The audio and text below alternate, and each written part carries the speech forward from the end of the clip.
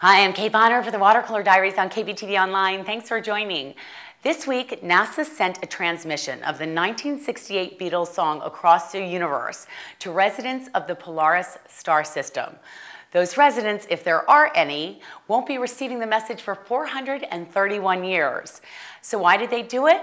To commemorate the 40th anniversary of the song's recording and NASA's 50th birthday. On Monday at 7 p.m. Eastern Standard Time, NASA, with help from friends at Spain's space agency, beamed an MP3 of the 4-minute song from a giant space antenna near Madrid, where it began its long road to Polaris, also known as the North Star, which is about 2.5 quadrillion miles away.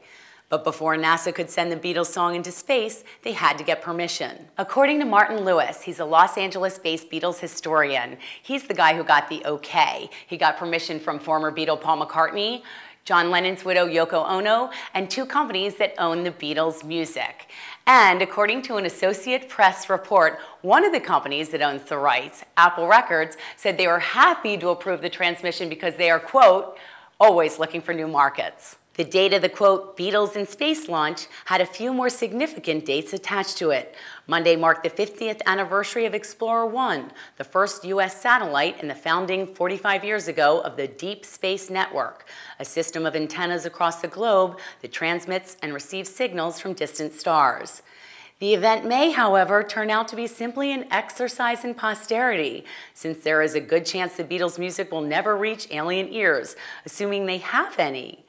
To pick up the signal NASA sent the citizens of Polaris would have to have an antenna and receiver. These alien listeners would also need the technology to decrypt the MP3 format. And all this, of course, hinges on there actually being anyone on Polaris. Despite the obstacles, those who are involved are very optimistic. The diligent Beatles historian told The Guardian, and I quote here, "We don't know if there's any life out there, but I'd like to think the US government wouldn't be spending taxpayers' money if there was no hope." Even if all those things I mentioned before do work out, and there actually are extraterrestrial beings listening, we can't expect a reply for a long, long, long time. When can we expect a reply? Well, in the words of NASA scientists, not for a long, long, long time. Polaris, aka the North Star, is situated at the end of the handle of the Little Dipper, as I said before, about 2.5 quadrillion miles away. Traveling at light speed, the signal will take 431 years to reach the star, and at least that long for a response to get back to us. So we're looking at about 862 years. So what does former Beatle Paul McCartney, the last living member of the band, think about this whole project? Well, he dashed off a quick letter to NASA, and I quote from the note, "Amazing, well done, NASA. Send my love to the aliens. All the best, Paul." I'm Kate Bonner for the Watercooler Diaries on KBTV Online. Thanks for joining.